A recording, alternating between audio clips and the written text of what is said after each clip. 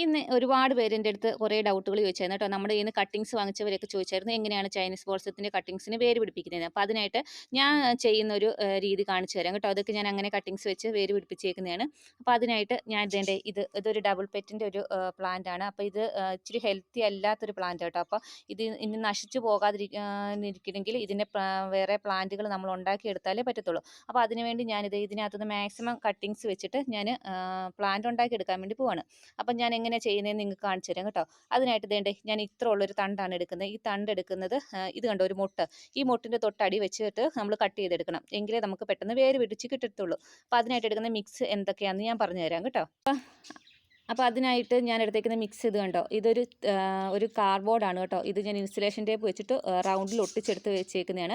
അതിനകത്തോട്ട് ഞാൻ മണ്ണും മണലും കുറച്ച് ചകിരിച്ചോറും കൂടെ മിക്സാണ് വെച്ചേക്കുന്നത്. അത് നന്നായിട്ട് ടൈറ്റ് ചെയ്ത് ഇതിനകത്ത് വെക്കാൻ ശ്രമിക്കണം കേട്ടോ. അല്ലെങ്കിൽ ഇതിനകത്തുണ്ട് അടിയിൽ ഗ്യാപ്പ് ആയതുകൊണ്ട് ഇതുവഴി ഊർന്നു പോകാൻ സാധ്യത കൂടുതലാണ്. പിന്നെ അത് തന്നെയില്ല, ഇങ്ങനെ ഒരു ഗ്യാപ്പ് ഇല്ലയെന്നുണ്ടെങ്കിലുണ്ടല്ലോ വെള്ളം കെട്ടിക്കിടന്നിട്ട് തണ്ട് ചീഞ്ഞു പോകുകയും ചെയ്യും. അപ്പോൾ അതുകൊണ്ട് ഞാൻ സ്വന്തമായിട്ട് കണ്ടുപിടിച്ചൊരു ഐഡിയ ആണ് കേട്ടോ. ഇതൊരു കാർഡ്ബോർഡാണ്. ഇത് റൗണ്ടിൽ ഞാൻ മുറിച്ചെടുത്തിട്ട് അത് ഇൻസുലേഷൻ വെച്ച് ഒട്ടിച്ചിട്ട് ഇതിനകത്ത് മണ്ണും മണലും ചകിരിച്ചോറും മിക്സ് ഫില്ല് ചെയ്ത് വെച്ചേക്കുകയാണ്. എന്നിട്ട് കുറച്ച് വെള്ളം ഒഴിച്ച് ഇതൊന്ന് കുതിർക്കുകയും കൂടി ചെയ്ത് അതിനുശേഷം ഞാൻ ഈ ചെടിയിൽ നിന്നിട്ട് ഒരു കട്ടിങ് എടുത്തിട്ടുണ്ട് കേട്ടോ. ഇത് കണ്ടോ, ഇത് അധികം വലുപ്പമില്ല. ഇത് കണ്ടോ, ഈ മുട്ടിന് അടിയിൽ വെച്ചിട്ടാണ് ഞാൻ കട്ട് ചെയ്തെടുത്തേക്കുന്നത്. ഇനി ഞാൻ ഇതിനകത്തോട്ട് ഒന്നുമില്ല, ചുമ്മാ ഇങ്ങനെ ഒന്ന്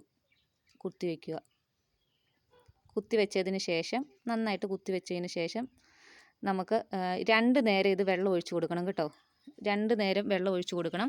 2 നേരം വെള്ളം ഒഴിച്ച് കൊടുത്തു കഴിഞ്ഞാലേ ഇതിന് പെട്ടെന്ന് വേര് വരത്തുള്ളൂ.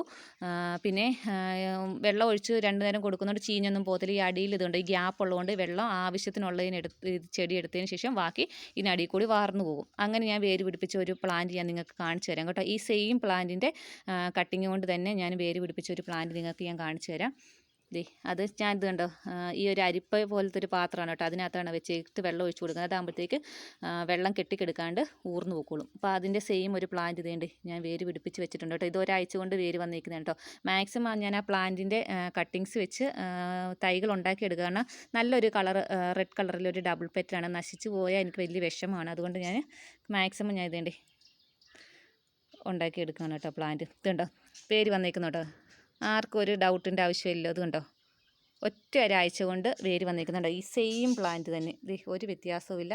ഈ സെയിം പ്ലാന്റിൻ്റെ തന്നെ ഒരു കട്ടിങ്ങാണ് കേട്ടോ. അങ്ങനെ വേര് വന്നിരിക്കുന്നതാണ്. അപ്പോൾ ഇങ്ങനെ നിങ്ങൾക്ക് കട്ടിങ്സ് വേര് പിടിപ്പിച്ചെടുക്കാം കേട്ടോ.